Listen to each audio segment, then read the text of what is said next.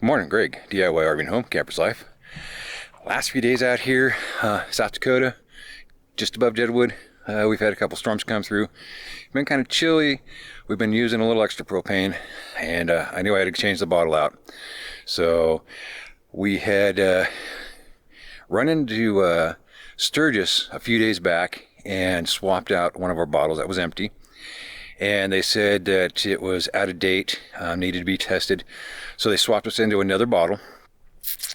And this morning, one of the bottles is empty, so I'm swapping it out. And when I went to hook it up, it started leaking really, really bad.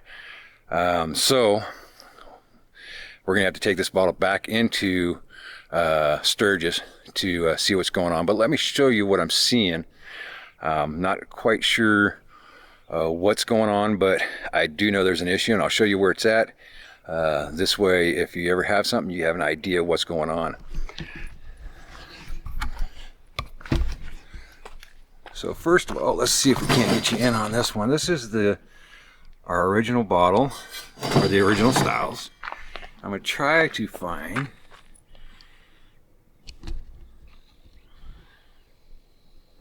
see if we can't get. So there we go. So that is what the inside looks like. So right inside there you can see a seal.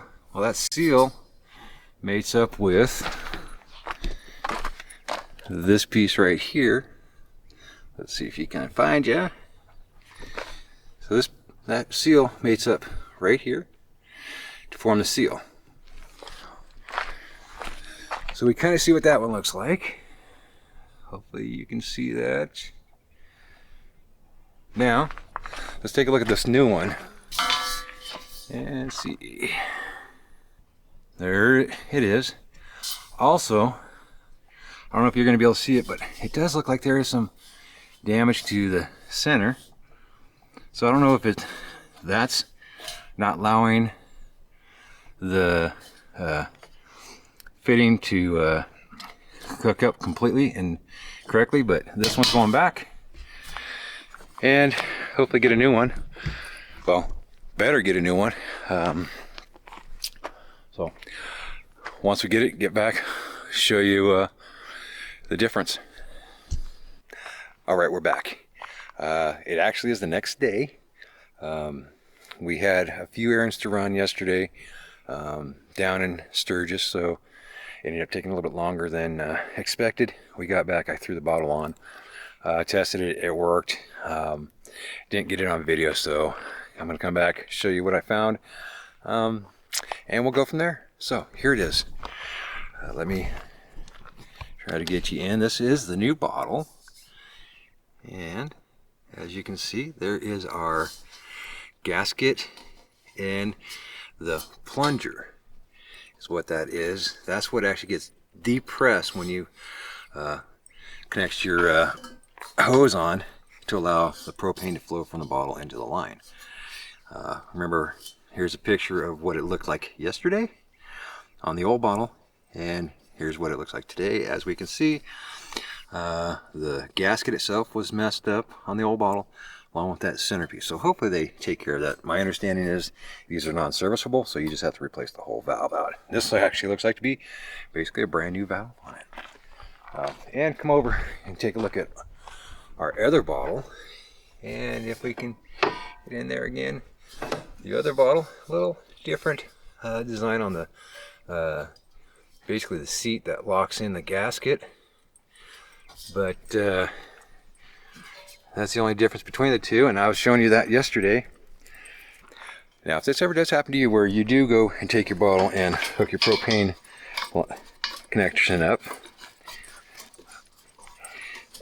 and it starts leaking propane, go ahead and just disconnect it real quick, make sure that the valve is off, and take it back to where you got it. If you did an exchange, take it back to the place. If you went and had it filled somewhere, have them look at it, or if you did one of those swaps like what I did, definitely have them look at it. That valve might need to be replaced, and it's something you don't want to mess around with. Let somebody else do that. Open the bottle back up, and I got no noise, no smell. You can take some soap, spray around it if you really want to. Now that was an easy fix. Sent the bottle back over to where we got it. They just swapped it out. They'll have to replace the valve because they're non-serviceable. And we're back in action. Something I do want to talk about a little bit though is there is a recall going on right now on the Winntec model 6020 dual regulator on RVs. And now this is on a lot of RVs. It is a very common unit, and it's affecting the 2017, 18, and 19 models of this regulator. Ours happens to be a 2017, but I have not seen anything on recall yet for this one. We'll be watching for that. They're supposed to be mailing stuff out to people.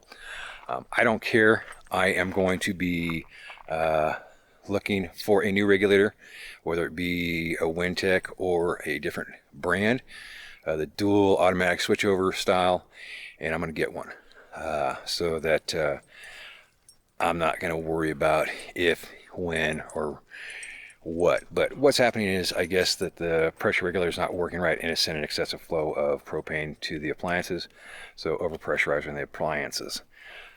So be very cautious of that. If you're not sure, get with a dealer, a RV shop, something like that, so they can look it up. Also, you can just type your trailer in, a propane regulator recall into Google or your favorite web browser and see what pops up. But this is something that should be addressed, and just be known that that is out there. I'll have a link to a PDF from one of the manufacturers on what's going on, their trailers that are affected, and what the remedy is. So anyways, hope you guys got something out of this video. I learned a little bit today, yesterday. So if you guys did, please hit that like button, subscribe, and share. Until the next time, happy captains, safe travel.